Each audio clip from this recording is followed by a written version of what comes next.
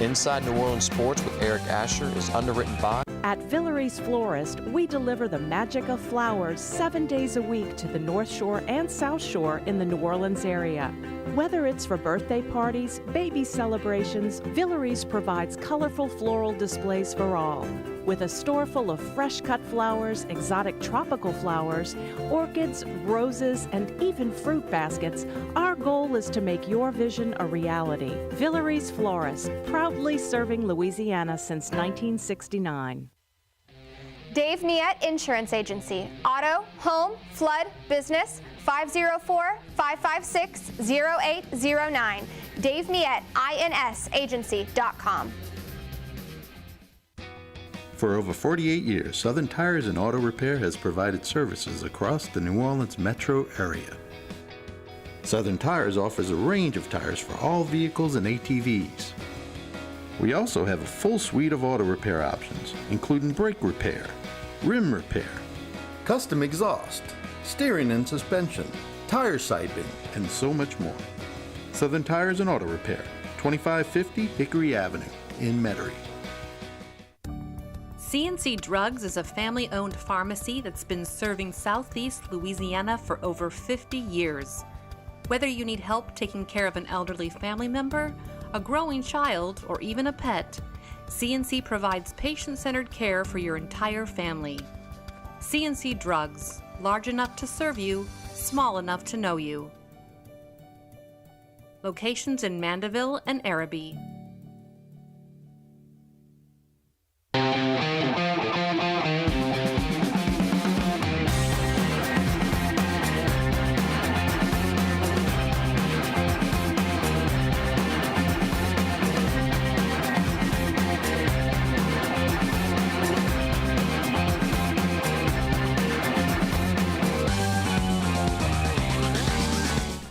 Good afternoon and welcome to another edition of Inside New Orleans Sports. I'm your host, Eric Asher. Over the next hour, we'll cover all the home teams. Boy, we got a lot to talk about.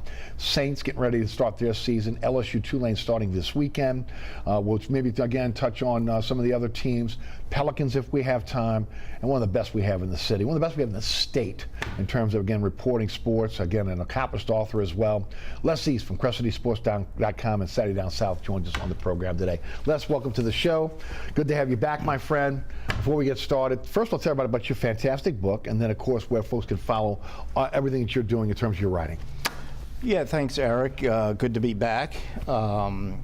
The book is entitled Donkeys, Elephants, and Giraffes. It's a novel about politics and the media with a lot of sports elements to it as well, and folks can find it on all the major online platforms, Amazon.com, BarnesandNoble.com, or they can just Google the title, Donkeys, Elephants, and Giraffes, and it'll come up. So hopefully folks will check that out.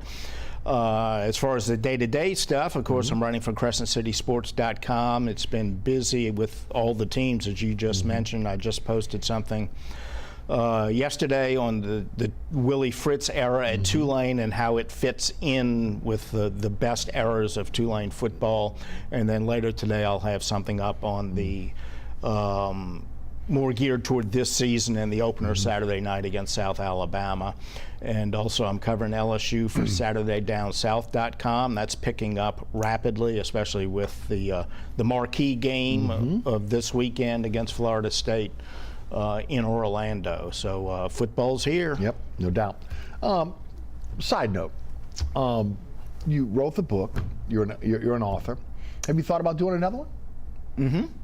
Absolutely. And how much the wheels are turning? How much time does that take to really put into something like that? Oh, it takes a lot of time. Right. You know, and the first one I did evolved over years, and I would say that's not the norm, but what happened is I tried to tailor it somewhat to current events, and as current events changed, it led me to try and have the story itself evolve consistent to that. So there were a lot of permutations of that story over time, but I have another idea I've been playing with that I don't think will take nearly as long. So we'll see. We have another presidential cycle coming up soon, so we'll see how the timing works out on that. There you go. We'll be looking for it as well. First book was outstanding. All right. Hope springs eternal, right? during this time of year. Yeah, this time of year. During this time of year. And I would say, without having to get too far on the limb, right? That South Louisiana, this could be one of those really good, really magical years. Saints, LSU, Tulane on paper look like really good teams.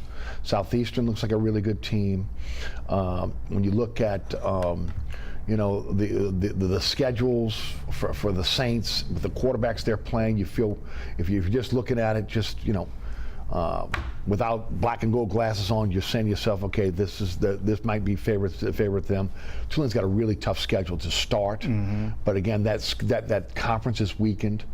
And when you look at what Brian Kelly's been able to do in terms of how quickly he's been able to change things at LSU, you know, tough schedule out the box, but you know, this is the odd year, right? This is where everybody says if you're winning a championship with LSU in the SEC, if you've got a chance at a national championship, it's on these odd years. So everything kind of maybe lining up. Your thoughts? Well, I agree with that. If you're going to look at realistic optimism for LSU, Tulane, and the Saints, and you're right about Southeastern also, but the big three that we focus on, there haven't been many years where the level of optimism could realistically be placed as high as it is for all three of them collectively.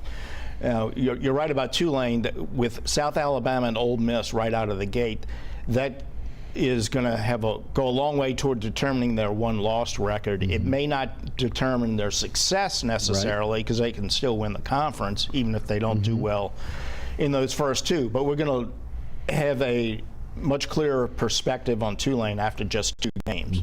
And LSU's similar, playing Florida State in the first game. And then we'll see about the Saints. You know, their schedule appears on paper to be relatively easy. But I think all 3 places internally there's a tremendous amount of optimism at all 3 places, and we can get into the Saints in a little more detail. And I'm sure we're going to talk about the roster and such. Absolutely. But there have been some things that have happened toward the end of the preseason that have told me that the Saints football people feel very positive about what they can accomplish this season.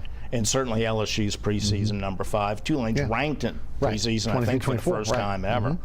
So, yeah, I can't remember a year comparable to this. And for Tulane, if you still have a chance to win the conference, even if you stub your toe early.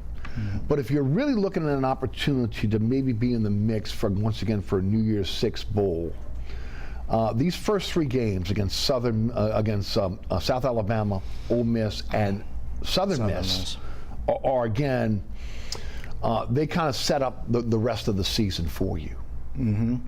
Absolutely, and Southern Miss, that's a good point, because things don't get a lot easier in week 3. That's the team that Will Hall knows this team, right? Absolutely. He was, you know, OC here a few years ago, and you know, they knocked Tulane down a peg after they'd gone to Kansas State and won last year.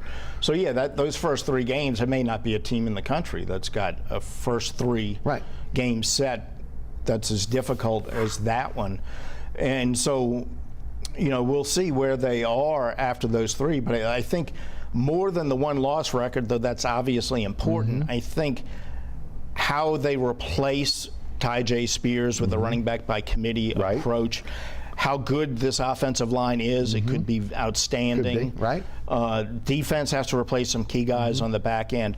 How they perform in those areas that are going through transition against high levels of competition. I think that's what we need to take from these first 3 games as much as whether they win or lose. Do they look like they can replace the key guys that they lost from last year? The Saints, you look at the schedule, and again, look, I've never been one that bought into what a team did last year in the NFL, especially with the parity we have now. There's always worst to first. There's always first to worst, right? The Saints' schedule looks very favorable. The one thing you can say, they're playing all but 4 games in a dome stadium. Okay, so again, that works in their favor. The young quarterbacks they're playing, again, from the rookies that they will be playing for the first time to guys that maybe second, third year that may be coming into their own but not quite there yet, to again guys that were journeymen that maybe had a few good years, to guys that were once really good quarterbacks that right now are probably not at the top of their game. So if you're a Saints fan and you're looking at schedule and you're looking at, again, where you're playing, you feel more optimistic based on maybe not, again, what everybody is forecasting as what a team's going to be, but who's going to be behind center. Yeah, I think that's a big factor in evaluating the prospects for the Saints. I think it's one of the reasons why they're the consensus, if not unanimous, pick to win the NFC South is because they have Derek Carr and nobody else does. Right. And they all are going through transition periods at quarterback, mostly with young guys. But on paper, we do this every year. You look at it on paper, right. And you're right. And coaches say this all the time. No team picks up where the previous year's team left off, and that's obvious. So when you look at this, you base it more on expectations for this year rather than where everybody finished last year. But when we go back in January and the playoffs are getting ready to start and you look at the standings, you're going to say, oh, I didn't think they were going to be that good. Right. I didn't think they were going to be that bad. True. So what it looks like now is not going to be what it looks like in January. But given what we have to work with at this point, you would have to say that the schedule looks favorable for the Saints, and the Saints should be able to be competitive in every game and probably win more than they lose. You would think so. It's going to come down to a couple things, and I've discussed it a lot on the radio show the last couple of weeks. We've talked about it on this program as well, and I'd like to get your take. Saints have had issues the last few years with, again, keeping players healthy, especially, again, when you get positions that are just overwhelmed by injury, where you're going to the point where in some cases you're signing XFL or USFL players to come in, and those guys are having to play big minutes for you. The other part of it is the discipline. And I've talked about, again, we want to go back to the Breeze era. You want to go back to, when a team that normally would not beat themselves, the pre-snap penalties, the missed assignments, just, again, the lack of focus in a lot of cases that we've seen over the last couple of years. Now, some of that could be a byproduct of the injuries where you're bringing in guys that are not your starters and they're making mistakes. But we have seen guys that, again, that have been veterans on this team that are making those type of mistakes as well. To me, the biggest emphasis in the offseason had to be figuring out how to keep guys healthy, but also getting guys with a higher football IQ that are not going to beat you with, again, self-inflicted penalties or, again, missed assignments. You've seen the entire training camp. You've watched these guys. Is this a smarter football team? Is this a football team that's not going to beat themselves? And then from the standpoint of injuries, nobody can predict that. But this was not a training camp where we saw a lot of major injuries where guys were out. And you've had some, Trey Turner gone, couple guys that are not there. But for the most part, not the devastating injuries that we've seen in the past. Yeah, and you can't tell a whole lot from the preseason, but it's all we have to work with right now.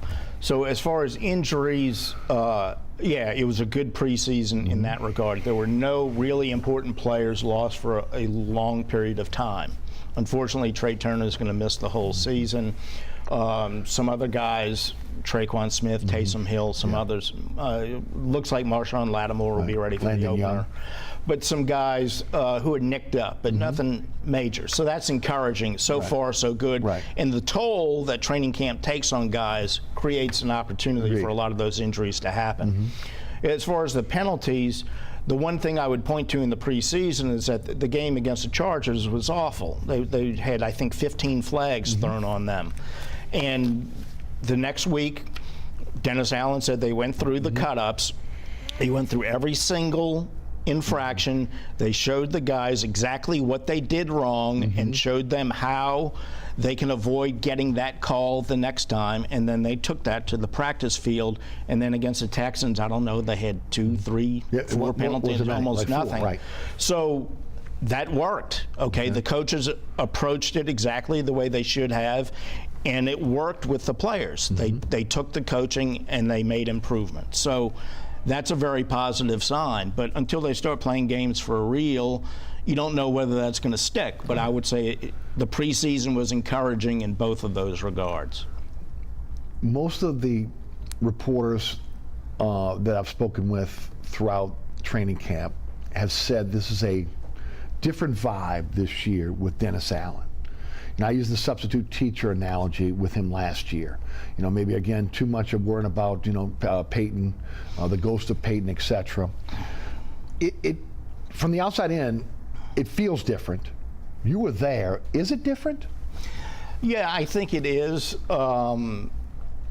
It's subtle, but I think he does seem a little bit more comfortable. I think we saw some of that coming out of the bye week last year. They had that terrible loss in Tampa where they let the game get away. Looked like their playoff hopes were dead. They came out of it, and they, I think, put together a 3-game winning streak. They had that improbable win in Philadelphia, although the Eagles were beat up. Right, Hurts did play. Right.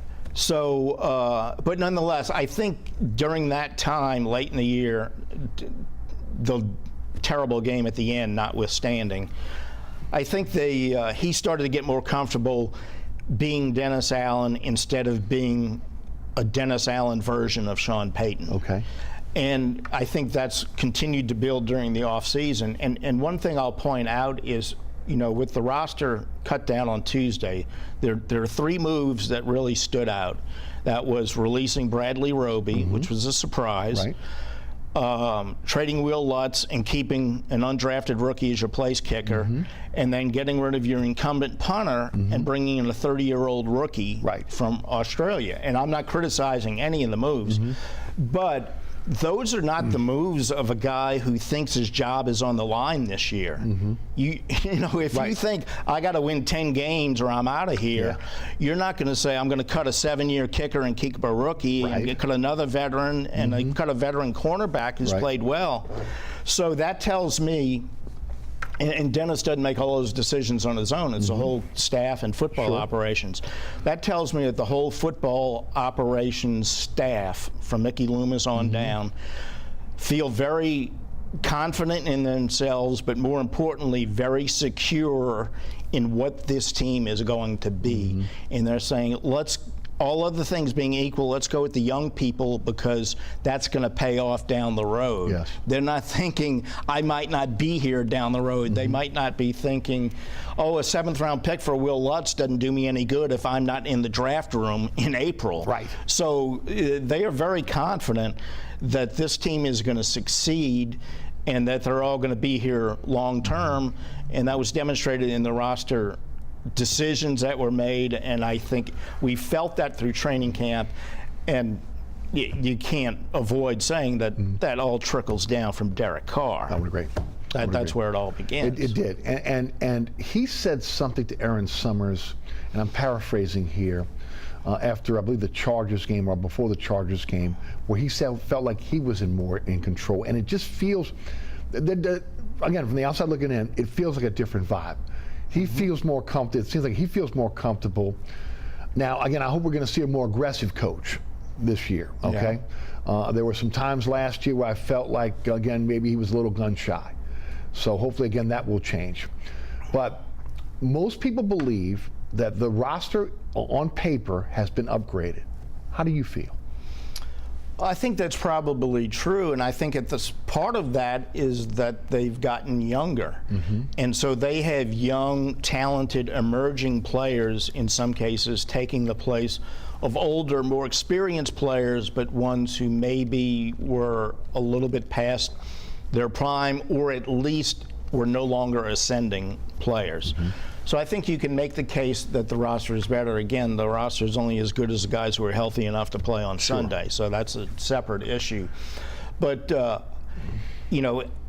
he doesn't have any doubt about his defense because that's what he's done for so long and done so well. And even last year, except for the problems against the run, overall, the total defense, the scoring defense numbers were good.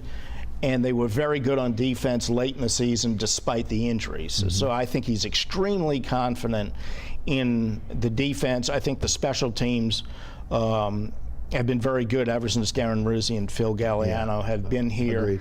And that should be the case again, although you have untested specialists. Yes. And so it all comes down to the offense. And again, Derek Carr is an upgrade at quarterback. It all trickles down from there.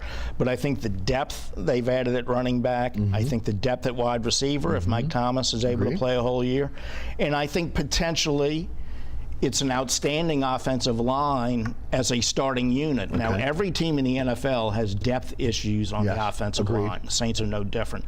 I think the depth is a little better than maybe it was the last year or two.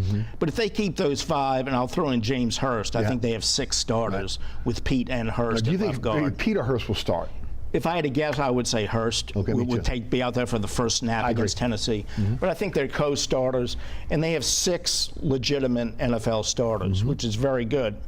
Now, we don't know about Penning at left tackle. That's the big question. But you can hide him somewhat. Yeah, left tackle is not the best place to hide him, but you can hide anybody. You can put a tight end on his side. You can put a fullback on his side, whatever. There are a lot of ways to address that. So, we'll see what happens, but if that offensive line stays healthy, and generally they aren't devastated by injuries any more than the NFL norm, they do have a very good roster, and I think they're right in feeling confident that this is going to be a bounce-back season, and in the division they're in, a division championship is certainly within reach, and I think most observers expect them to be the team to do that. Very positive that the entire draft class made the final 53, the initial 53, right? Right. And they, instead of going out and maybe again poaching players from other rosters, they went with their guys for the most part on their practice squad. That is despite being, again, look, when have the Saints been 10th in the waiver wire order, right? I mean, the first thing I thought was, okay, you're 10th, you're top 10, and that means you're going to have a shot again, at least at the 10th best player that's getting released from another team. They didn't exercise that. They didn't pick up anyone on waivers. Again, they allowed waivers to clear, and they went with their practice squad. As of right now, Jonathan Abram, John Trey Kirkland, Ellis Merriweather, Lynn Bowden, Anthony Orje, Ryan Connolly, Kyle Phillips, Tommy Kramer, Jalen Smith, Storm Norton, Ty Summers, Anthony Johnson, Shaq Davis, Jack Helflin, Nico Lalos, and Mark Evans, all guys that were in training camp with them. They brought them back. Now, there was a report yesterday, Tony Jones Jr., formerly of the Saints, and had been previously went with Denver with Sean Payton, but did not make that team, and also Jordan Mims, former running back with the Bills, were also on their practice squad. That has not happened as of yet, but if you look at it, they kept their own. They didn't go out, with the exception maybe of Jalen Smith, who they had to bring in because of injury, etc., who brought it in. But for the most part, these guys were all in camp with them. Yeah, and that's a good point about the waiver wire. Right. The fact that they were in a better position to presumably claim better players, and they didn't feel the need to exercise that. I can't remember the last time they've had as many as 7 draft choices and had them all make the initial roster. I think a few years ago they might have done it with a 3 or 4 man class, but not with a 7-man class. Yes. So that's significant. And then, it really struck me when I saw the practice roster and I saw that all 16 were their own guys. I don't know that that's ever happened. I don't think I've ever seen that. I don't think so. Right. So that tells me that they felt really good about the guys, the collection of people they had in camp well beyond the 53. Now, the 53 they have today are not going to be the 53 that they have when they kick off against the Titans. I agree. There will be moves. Somebody, I think, will go on injured reserve, maybe multiple people. Somebody will come up from the practice roster. I wouldn't be at all surprised if Jalen Smith is a guy who does that. And there could be other changes, including the 2 running backs who reportedly are in the on-deck circle. And you had a great point, and I wish you'd share that with the audience on why that probably hasn't happened yet. We were talking about before the show, about agents. Yeah, well, it's a speculation on my part. But first of all, they probably have these guys waiting in the wings because they know there are going to be trickle-down effects that create opportunities. Putting guys on short-term IR, right? Probably. Is that yeah, why? sure, yeah, that's what they want to do. Somebody like Traquan Smith or Taysom Hill, if they feel like they're not ready for the opener, we want to put them on IR, but we know we can get them back, they have to be on the 53 to begin with. So there's probably a couple of moves coming there, and so they're going to have openings, and they have these guys standing by, hey, we want you to come in, but there's paperwork that needs to be taken care of, the create room. Right. And 95% of the stories about personnel that break in the NFL is stuff leaked by a player's agent. Yes. Okay, so I'm guessing probably, I could be wrong, but I don't think I am, that those two guys, their agents probably got a little ahead of the gun and said that, yeah, we got to deal with the Saints. And so people run with it. And so, yeah, in essence, they do have a deal with the Saints, but they don't have a contract signed because they're not eligible to join the Saints just yet. So that's my theory on how the timing works out. But those guys are probably going to be here, and there's certainly going to be multiple moves that happen between now and the opener. One of our viewers on YouTube has a question, and I'm going to add something to that as well. Wants to know your thoughts about, again, the releasing of Bradley Roby. But again, you've also kind of talked about this. It took guts to move Lutz for a 7th-round pick. And again, to move off Gilligan, who was a nice punter, but really was not a clutch punter. I mean, I can go in my mind's eye and remember, when the Saints had to turn the field over. Again, he's shanking the punt. He's not doing it. He's not Thomas Morstead part due. Right. So again, going with the 30-year-old Henley, the 30-year Australian by way of Miami, and then of course with a groupie, the kid out of Notre Dame. Roby is a big gamble because he's still got something left in the tank. They save about $3 million against the cap, but this is almost maybe pushing Alontae Taylor into a position where we want you on the field. Yeah, and the Roby one surprised me more than the two specialists. Me too. I didn't see that coming. We all were wondering, what are they going to do with the specialists? Nobody was saying, are they going to keep Roby? I think everybody expected that. So that was surprising. He was on my final 53, or initial 53. Yeah, I expected him to be on the 53. But Alontae Taylor was really good as a rookie last year. And he wasn't unable to unseat Paulson Adebo as the outside corner, because Paulson Adebo had a really good camp, and he's had 2 good seasons. He was hurt a bit last year. So those are 2 outstanding young players that you want on the field as much as possible. And you're going to have some growing pains, but you're going to have, it's going to pay off for you in the end, because those are going to be 2 really good players. And I think the other guy we have to mention is Ugo Adabi. The veteran defensive back that they brought in as a free agent. He had a good training camp. He did well in the preseason games. He played a ton of snaps Sunday night, so I think they probably wanted to make sure they were right about him and comfortable getting rid of Roby. And he's also potentially a punt returner. So and he could play the slot or outside, He's versatile.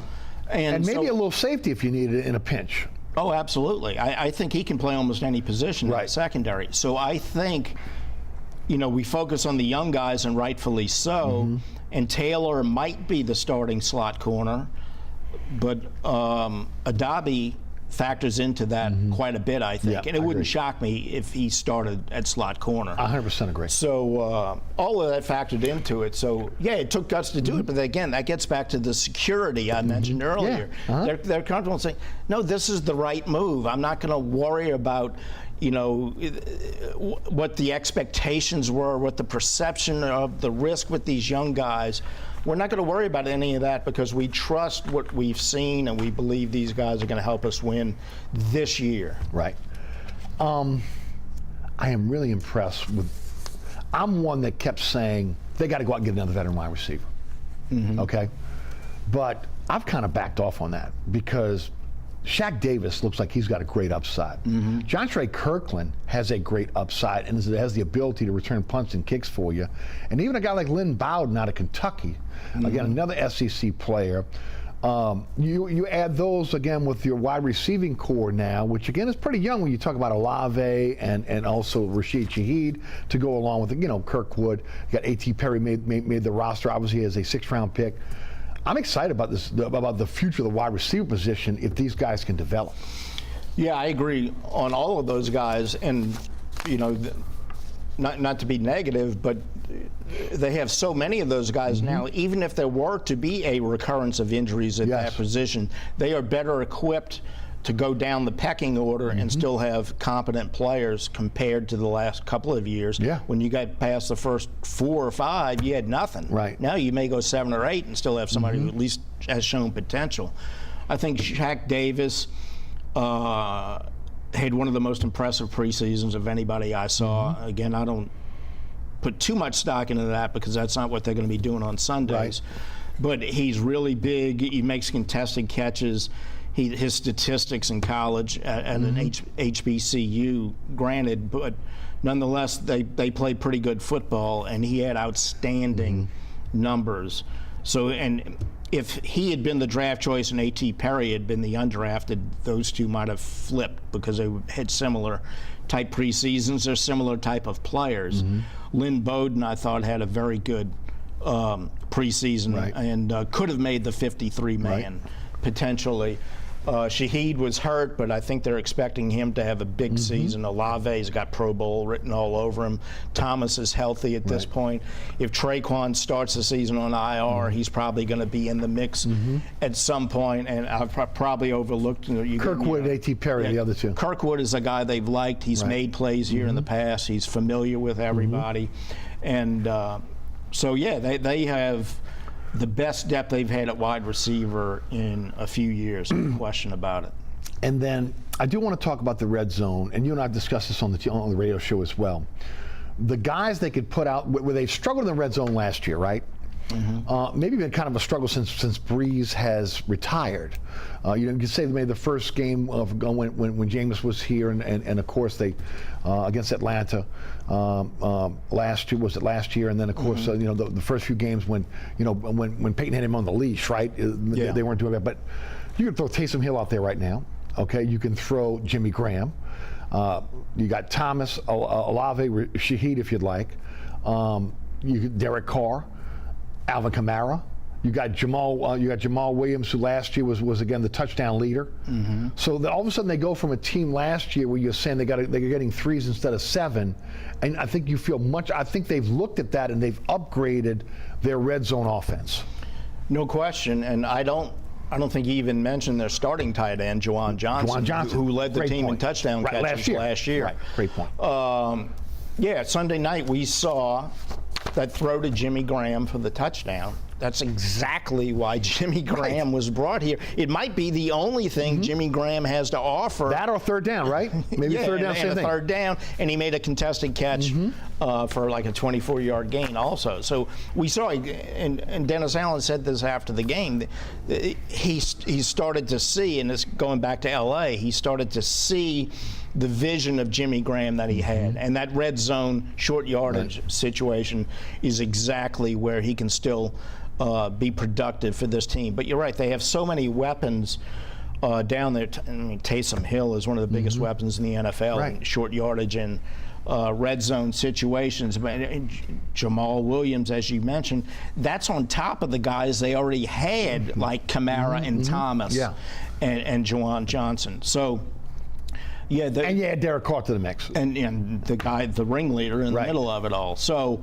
yeah, I mean, when he comes up to the line of scrimmage in the red zone, he's gonna have like 5 viable options. Who do you double? You don't double anyone. Yeah, and so who's going to stop Mike Thomas one-on-one? Right. Who's ever stop Mike Thomas one-on-one? Who's going to stop Jimmy Graham one-on-one? Yeah. Okay. Nobody, unless there's a 6'7" DB out there I'm not aware of. If you're going to who's going to catch Kamara to the corner or the other pylon? And you can run Jamal Williams between the tackles. Right. Juwan Johnson is going to beat most people one-on-one. Right. So, yeah, the options there are unlimited. Right. So, red zone offense should be much better. Right. I know, my director, bear with me one more second here, Will. One more second here. I got one more question on the Saints. The defense will go if they stop the run. Based on what you saw in preseason so far with Roach and Saunders and Shepard and Brzee, are they going to be better against the run?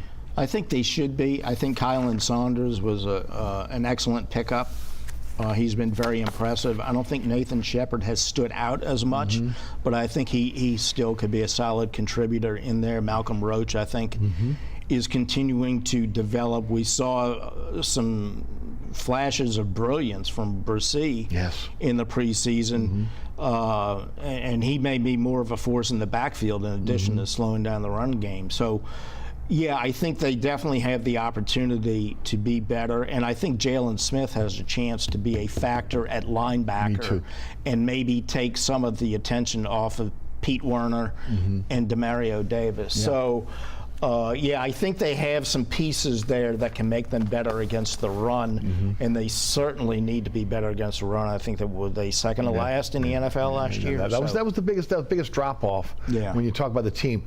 I think they will be able to rush the passer, especially if they can stop the run, and you know they're good on the back end. And I think they're good at the second level as well. So we'll see again how this plays out. Again, injuries, discipline to me are the two biggest things going into this season. If they can solve those issues, they got a chance to be a playoff team, at least in my opinion. In your opinion, playoff team? Yeah, I think so. Our friend Jeff Duncan makes all of us make our predictions every year, and we won't talk about my pick last year. But yeah, I said 10-7 with a couple of caveats, and good chance to win the division. There you go. Les East is with us, CrestCitySports.com, Saturday Down South. I'm Eric Asher. I'm your host. You're watching Inside New Orleans Sports. We take a quick break to hear from our underwriters, and then when we come back, we'll jump into LSU Tulane. Hopefully, we got some time for the Pels as well. We'll be right back.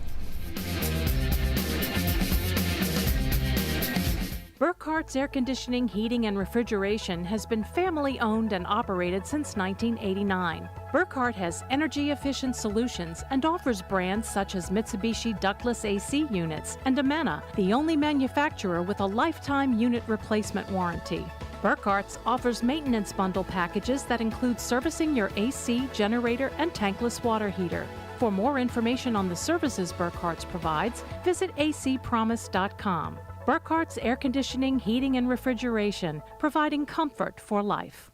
Located at 3701 Iberville Street in Mid-City is Katie's Restaurant and Bar. Open 7 days a week, Katie's offers daily specials for lunch, dinner, and Sunday brunch. Serving New Orleans cuisine such as fried shrimp platters, grilled redfish, and a fully stocked bar. And don't forget about our expanded event seating and local entertainment. Featured on the Best of Food Network's diners, drive-ins, and dives, Katie's Restaurant and Bar. Acadian Custom Shutters is locally owned and operated, specializing in interior and exterior shutters and window coverings, as well as awnings and patio covers. Acadian Custom Shutters offers American products with personal service and workmanship, serving the South Shore, North Shore, and Mississippi Gulf Coast. More information is available at 985-893-3119 or AcadianCustomShutters.com. Welcome back to Inside New Orleans Sports. I'm your host, Eric Asher. Les East, accomplished author and, of course, award-winning journalist, is with us today from Saturday Down South and also CrestCitySports.com. All right, Tigers 5th in the nation, AP and the coaches poll.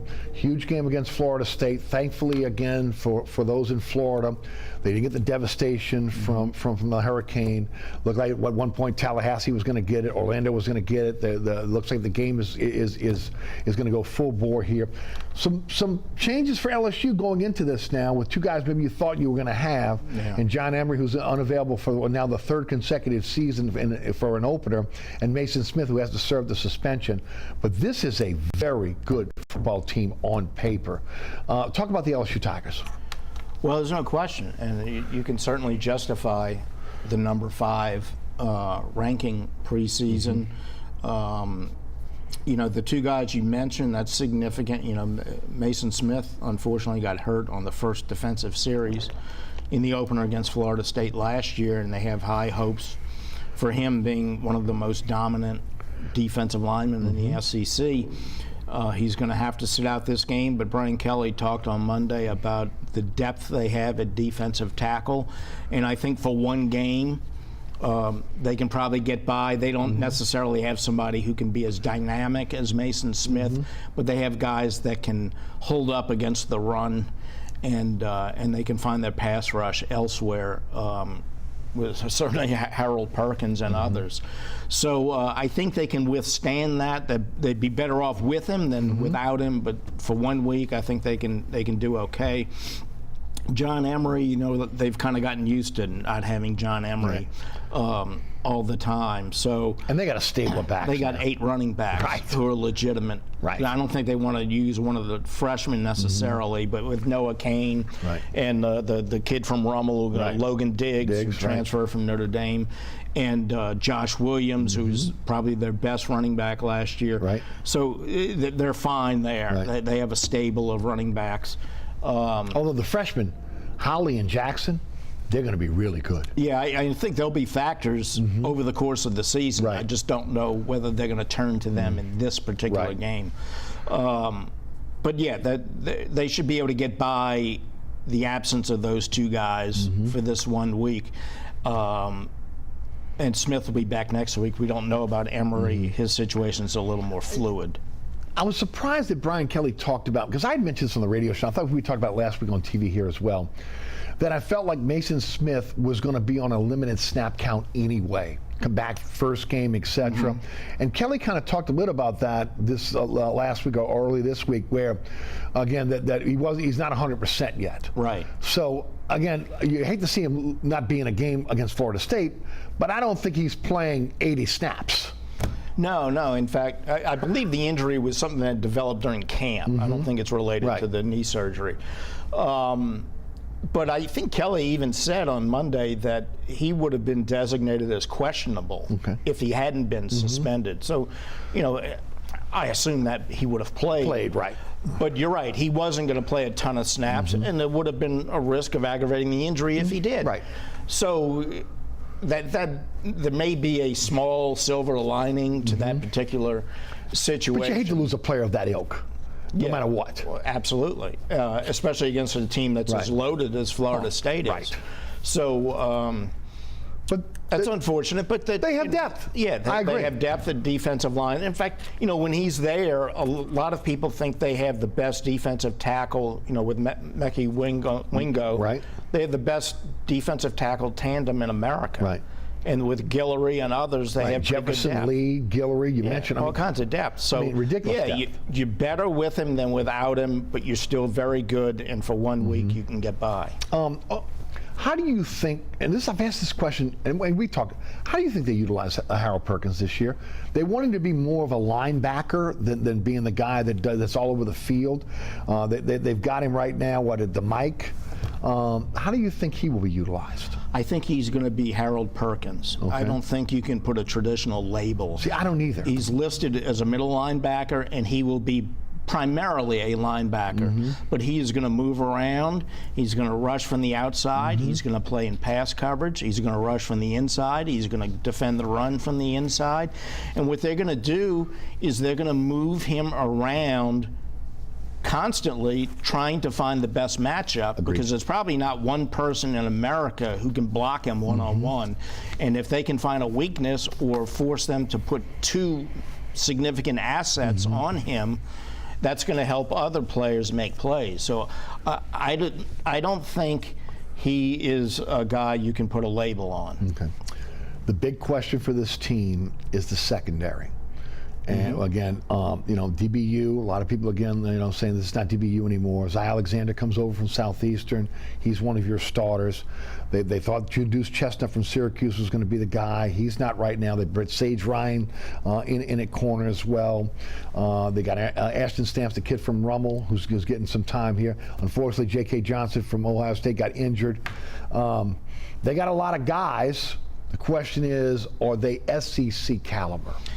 Well, you're right. That's the biggest question. And when we talk DBs, we should say the safeties are in good shape. Very good shape. With Major Burns and Brooks. And Greg Brooks Jr., the 2 starters. It's cornerback, where there are a lot of newcomers. Some of them have played football elsewhere, but they're new to this system.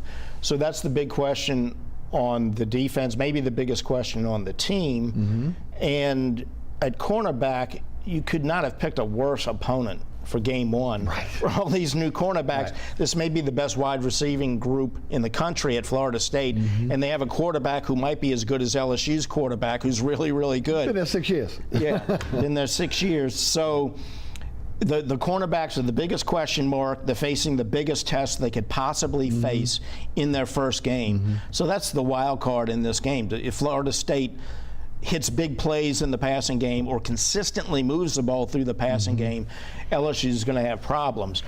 If the cornerbacks just hold up, don't give up big plays, and they gave up a big play last year after the short punt for a touchdown. Yes. If they don't give up the big plays and tackle well after the catch, then I think LSU's in pretty good shape. But that's it. That's the game right there, is the LSU cornerbacks and the Florida State wide receivers. I agree. LSU looks stout on the offensive line. I mean, they got a kid, again, the freshman Hurd, who's pushing, one of the, Campbell and Emory Jones, pushing Jones right now for the starting position, which Jones was a terror last year. And again, you think Jones and Campbell, you think those bookends for the next few years at LSU. Frazier, Turner, they look like they're really good on the offensive line, and of course that's obviously going to help Jaden Daniels, who we'll get to in a moment.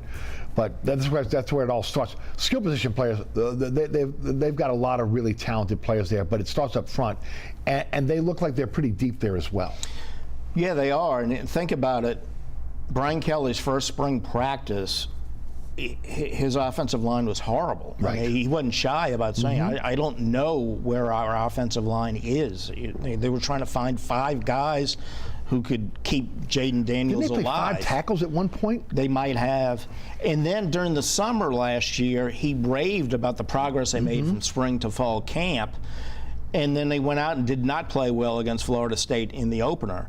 And so, a year and a half ago, it was just a mess. A year ago, they were just starting to figure it out, and then they became pretty good as the season went along. Yes. Now, all of a sudden, they have a great starting 5, and as you mentioned, they have all kinds of depth. So the growth in that unit over the last year and a half is remarkable, and if they keep those guys healthy and they gel as a unit, they're going to have one of the best offensive lines in America, and that's going to make them a CFP contender. Mason Smith was phenomenal for them last year at tight end, but I'm telling you, ladies and gentlemen, they've got Mason Taylor. Yeah. I'm sorry, Mason Taylor. Okay, Mason Taylor. Pardon me. They've got some young players in Pimpton, McGowan, Gilbreth, Markaway, that are going to be really good tight ends in the SEC. You look at the wide receiver position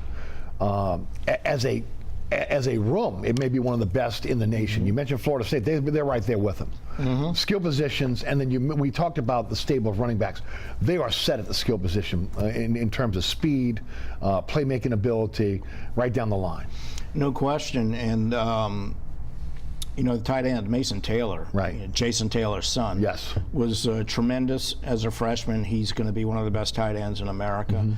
At least one of those freshmen is going to have an impact, probably 2 of them, because there's a lot of talent there. Yeah, the playmakers at wide receiver, there's a whole bunch of them there. Lacey, Thomas, go right down the line. Yeah. Neighbors. And, Neighbors, I think, could be a star. And you look at that situation, and then the other thing that's kind of in the shadows a little bit when you look at the skill players is, with that offensive line and that depth at running back, Jaden Daniels doesn't have to run for almost 900 yards. Agreed. And doesn't have to get hit as often as a guy who runs for 900 yards gets hit. Right. So he's going to be able to focus more on the passing game. He's got a better chance of staying healthy, and it gives defenses a lot more to worry about in the running game. So I just think the collection of weapons on offense is tremendous, and it gives them a lot more versatility than they had last year. And Brian Kelly talked about that this week, didn't he? Talked about Jaden Daniels last year, again, maybe gun shy in terms of, again, turning it loose, getting maybe, again, choosing if the first read's not there, he's running. I think you got to feel more. You would hope that Daniel's going to feel more comfortable and take advantage of, again, the skill position players that he has, and maybe not. And look, you loved him as a dual threat, right? But again, you have to be able to push the ball down the field in the SEC to win consistently. Yeah. Well, the key is for him to be running when it's advantageous rather than running because it's a necessity. Florida State game last year, he ran for over 100 yards because he was running for his life. Agreed. And they had no running game. He was their entire offense in that game. And that happened a lot during the season. And Kelly even called him out early in the year about being too timid because he was so afraid of making a mistake. And you saw as the season went along, he generally got more aggressive with the ball. But the circumstances he has this year are so much better in terms of the pass protection, the running game from the running backs, the depth at wide receiver and tight end. He should be extremely comfortable staying in the pocket because he's not going to be pressured as much. He's not going to feel a need to run as much, and he's going to be able to find weapons down the field and at each layer of the defense. So, yeah, he should be very comfortable, very confident because he's got a perfect setup, and he grew a lot from the Florida State game to the Purdue game last season. He did. How far can this team go? They can go to the CFP. I mean, the big question to me is if there's a rematch, can they beat Georgia? Okay. Because Georgia's the deepest, best team program in America. Now, Georgia didn't have a quarterback who's proven himself like they had the last couple of years. So I would say LSU would have a better chance in that game. And whoever wins the SEC has an automatic bid to the CFP. Yes. And a second SEC team might even get into the CFP. So getting to the CFP is certainly within their reach. And then once you get there, you've gotten there by being the first or second best team in the SEC, so that tells me you're one of the 2 best or 3 best teams in the country. So once you get there, you can win a national championship. I'm not predicting a national championship. I'm not saying they're a favorite to win the championship. I'm just saying they're good enough to play for the SEC championship again and maybe win it. And if they do that, then there's certainly a CFP team. You know, Les, switching to Tulane now, and when you make the comparison between Tulane and LSU, I think they're mirror images of each other. And the reason why I say that is veteran quarterback with a lot of high expectations coming back. There's some depth at quarterback if something was to happen. Running back by committee, we'll see that as well. Very strong on the offensive line. Very talented at the skill position in terms of wide receiver and tight end. You look at the defensive line, very stout there. A little bit of a change, obviously, for them in terms of the linebacker position, but they've got some talent there with Grubbs coming in from Louisiana Tech. And then you look at the secondary, again, the question mark for Tulane is the question mark for LSU. Skill, you look at the specialist, again, Tulane had their problems in the past with place kicking, punting. They're solid there. LSU the same. Return game. When I look at these teams and I go through the depth chart, I say they look a lot alike in terms of strengths and weaknesses. Yeah, that's a good point. All of those things are very similar. I guess 2 things I would add is that probably LSU is more proven at linebacker than Tulane is with Harold Perkins and the transfer from Oregon State. Spates. Yes, Spates, Omar Spates. So, I mean, that's maybe 200 tackles right there. Right. But you have Machado and you have Grubbs. Yeah, and Tulane may be fine at linebacker. I'm just saying. And I think is it Pratt? Yeah, Platt. And I think LSU is probably a little more secure in their linebackers, but they could both be fine there. And then the other thing we didn't really touch on with LSU is the special teams overall were a liability last year. Yes, they were. I think the kickers are fine. Right. And they were fine last year. The coverage units, the return units were not good. They've changed coaches there. They put a huge emphasis on that. I think they'll be better. Yep. But until you see them go out there and do it, you still have to think, that's possibly a concern until we see them show improvement in games. Tulane will go, in my opinion, as far as Michael Pratt will take them. Your thoughts on Michael Pratt, his maturation process, and of course, how good this Tulane team can be this year. Because we touched on as we opened up the show today, tough first 3 games. The conference may not be as tough as they once were because of the defections, but this is a very good Tulane football team. It is, and I think Michael Pratt's really, really good. and he's been there for a few years now. Started in big games, performed well in big games, has more continuity within the offensive system than he's ever had before. I think he's, all-conference type of player, and so he'll be a big key to this. I think the running backs are going to be fine. Is it Shoddy Clayton Johnson, who I think may be the #1 guy? They're gonna play 4 guys early, and then they're gonna settle on 3 with 1 guy being the main guy. So I think they'll still be good there. No one guy is going to be Ty J. Spears, but I think the group is going to be just fine. So I think this is a really good team. If they come out of those first 3 games 2-1, I think you're looking at a really, really good season. If they're less than 2-1, then it's a team that's going to have to grow over the course of the season, and it can still have a fine season. 3-0 would be phenomenal. It'd be the talk of America practically. 0-3 would obviously be a downer. I don't think either extreme is likely, but if they come out of that 2-1, I think we'll see that all of the optimism is justified. Well, and look, things are looking up. Well, we've talked about it in the past on the radio show. Locker room upgrades, right? The Fear the Wave Collective now again with the NIL money, which is one of the reasons why Michael Pratt's still here. Now moving forward with the indoor practice facility, which will be built, and of course the new turf. It just feels like Tulane's doing things first class finally when it comes to athletics. Yeah, and that's probably always been the biggest impediment to their success for generations, is a lack of commitment from the university. And I think finally, and Troy Dannon deserves a lot of credit for this, and certainly Willie Fritz deserves a lot of credit for what the football team has taken advantage of. But I think maybe they found the sweet spot in terms of dedicating themselves to being competitive at football without sacrificing their academic standards. Right. They've always been competing with one another, and they've rarely been able to blend those two the way you would like to see it happen.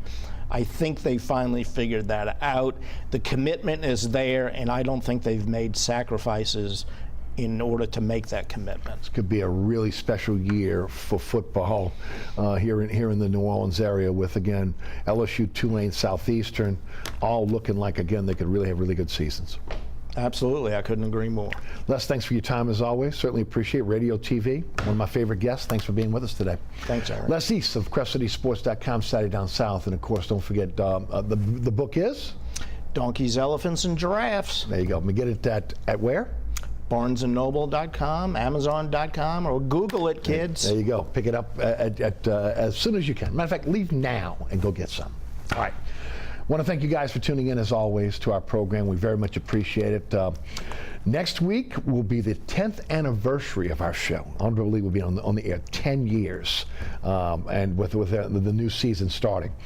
Want to first of all remind everybody, again, there's so many ways to catch our program. There's a QR code on the screen that will take you to my website, ericasher.com, and also the WLAE-TV YouTube page. This show is posted on our social media platforms. Also, again, you can catch it at ericasher.com as well. And of course, set your DVR for your favorite rebroadcast. We are so blessed with so many opportunities for you to be able to catch the show. Catch me on the radio, 106.1 FM. You can listen live at ericasher.com, the iHeartRadio app, the TuneIn Radio app, or our digital platforms. Anchor Spotify is where you can catch our podcast. And of course, don't forget about our underwriters that make this show possible. Again, the underwriters, again, you see their spots on our program. Please support our underwriters. And I want to thank the WLAE production staff who do a great job, which includes, again, Alex Chacon, Logan Graffia, Danielle Wick, and of course the best director on the planet, William Hill. Let's not forget about Ron Yeager and Jim Dotson. I'm Eric Asher. Les East, we appreciate his time.